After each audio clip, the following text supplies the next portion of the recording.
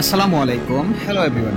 AG ট্রাভেলার্সের পক্ষ থেকে সবাইকে শুভেচ্ছা ও অভিনন্দন জানিয়ে শুরু করছি আজকের ধামাকা নতুন আরেকটি ট্রাভেল ব্লগ। তো বন্ধুরা, আজকের ব্লগে মার্সা বাসে করে ঢাকা থেকে চট্টগ্রাম যাওয়ার পথে এই ব্লগটিতে পার্ট 2 নিয়ে আজকে আপনাদের মাঝে হাজির হয়েছি, যেখানে ফজরের পর ভোরের স্নিগ্ধতায় বিউটিফুল ন্যাচারাল পরিবেশের সাথে জ্যাম খাওয়ার পর এভারগ্রিন এসি বাস, শ্যামলী পরিবহন, জোনাকি এবং জেদ্দা এক্সপ্রেসের সাথে রোমাঞ্চকর এবং আনন্দময় ভ্রমণের চিত্র নিয়ে আজকে আপনাদের মাঝে হাজির হয়েছি। তো বন্ধুরা, আজকের এই ভিডিওটি এভারগ্রিন ন্যাচারাল সৌন্দর্যের পাশাপাশি অন্যান্য বাসের সাথে যে সুন্দর ড্রাইভিংটি আজকে আপনাদের মাঝে তুলে ধরবো। মনে হচ্ছে আমার সাথে আপনারাও ট্রাভেল করছেন সরাসরি এই বাসের সাথে। যেহেতু ফজরের পর ভোরবেলায় সবাই কিন্তু লং জার্নির ক্ষেত্রে ঘুমিয়ে পড়ে, সেক্ষেত্রে আজকের এই ভিডিওটি আপনাদের জন্য অনেক আনন্দদায়ক হবে বলে আমি মনে করি। তো বন্ধুরা, চলুন তাহলে আজকের ভিডিওটি শুরু করা যাক। দেখতে পাচ্ছেন এখন এভারগ্রিন বাসটি কি সুন্দর করে একটা বাউলি মারলো। অসাধারণ একটা বাউলির সাথে কিন্তু ছুটে চলছে মার্সা বাসের সামনে দিয়ে, এবং আমরা ইতিমধ্যে দাউদকান্দি অতিক্রম করতে চলেছি। বলতে গেলে দাউদকান্দি শহরেই আছি।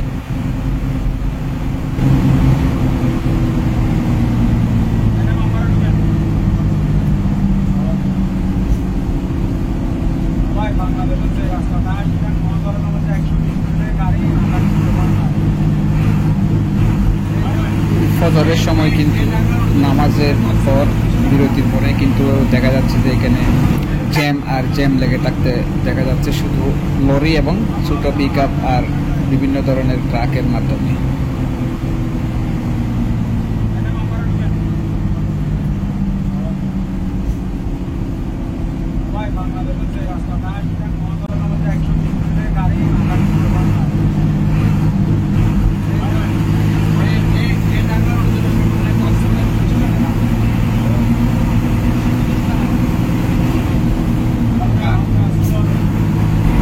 একজন যাত্রী নামানোর কারণে এখানে আমাদেরকে কয়েকটা বাস উঠে দিয়ে গেল, এবং আমরা ইতিমধ্যে আবার ঢাকার উদ্দেশ্যে ছুটে চলছি।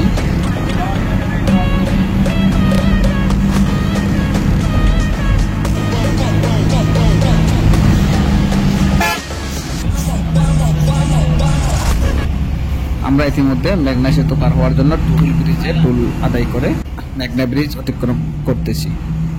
তো মেঘনা ব্রিজের ফজরের সময় বা ভোরবেলার যেই সূর্য ওঠার সময় যে চিত্রটি, সেটা অনেকেই খুবই কম দেখেছে, যেটা আমি আপনাদেরকে দেখাতে চলেছি।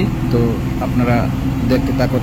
বন্ধুরা, যারা এখনো আমার চ্যানেলটাকে সাবস্ক্রাইব করেননি, অবশ্যই সাবস্ক্রাইব করে পাশে থাকবেন, এবং যারা ইতিমধ্যে সাবস্ক্রাইব করেছেন তাদেরকে অশেষ অশেষ অন্তরস্থল থেকে ধন্যবাদ ও শুভেচ্ছা জানাচ্ছি।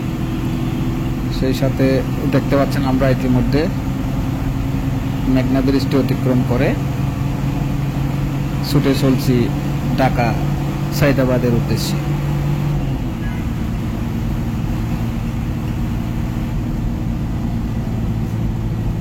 রোডের দুই পাশের সৌন্দর্য কিন্তু অনেক বেড়ে গেছে। অসাধারণ এই গাছগাছালির পরিবেশটি বন্ধুরা যে কারো মন কেড়ে নেবে সেটা বলাই চলে।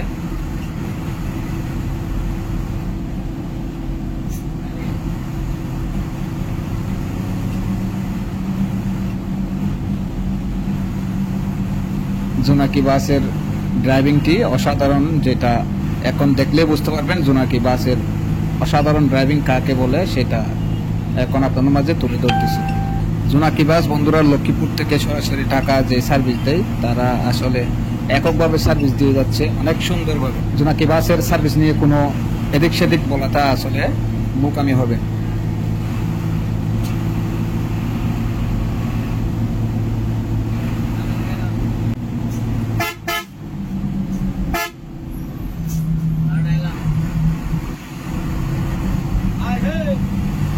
ওরে বাউলি রে, কি অসাধারণ একটা বাউলি মেরে দিল।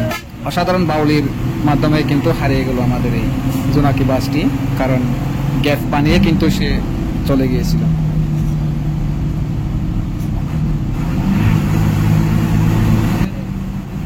এখন সামনে দেখা যাচ্ছে শ্যামলিয়ানা ট্রাভেলস।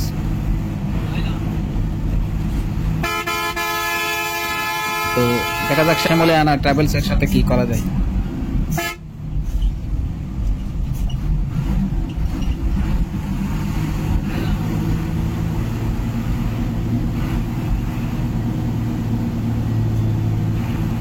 নব্বই, 95 অথবা 100 মাঝে মধ্যে স্পিডে ছুটে চলছি।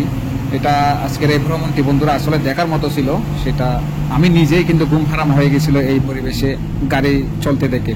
আসলে শুধু গতিময় ভ্রমণ করলে হয় না, অনেক সময় গতি ছাড়াও কিন্তু অনেক কিছুই দেখার আছে ভ্রমণের সময়, যেমনটি দেখতে পাচ্ছেন আজকের এই ভিডিওটি।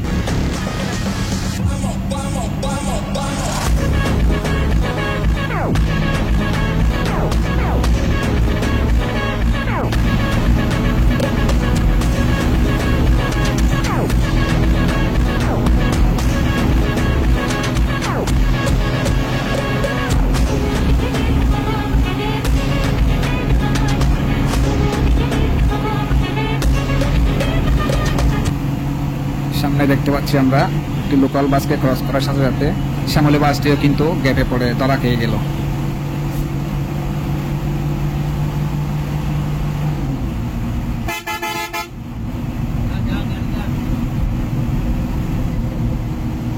এখন আমরা আবারও এভারগ্রিন এর বাম্পারে ছুটে চলে আসলাম। তো এটাকেও কিন্তু নিমিশেই মার্সা বাস ওভারটেক দিয়ে দিল।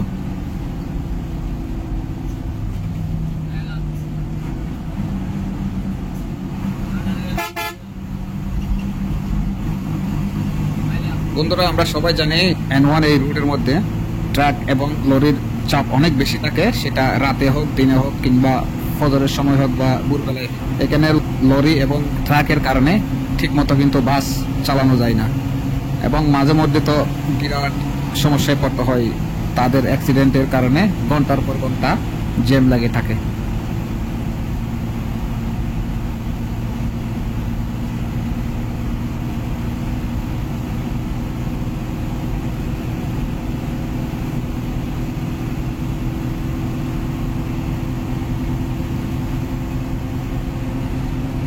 কাশপুর ব্রিজটিকে আমরা এখন অতিক্রম করতে চলেছি।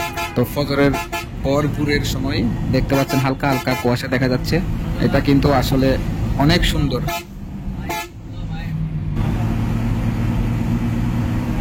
সামনে যেটা দেখতে পাচ্ছেন এটা হচ্ছে অনেক বিরাট একটা প্রতিষ্ঠান, যেটা সিমেন্ট তৈরি করে এখানে, যেটার নাম হোলসিম ব্র্যান্ড। আর ডান পাশেরটি হচ্ছে ফ্রেশ কোম্পানি।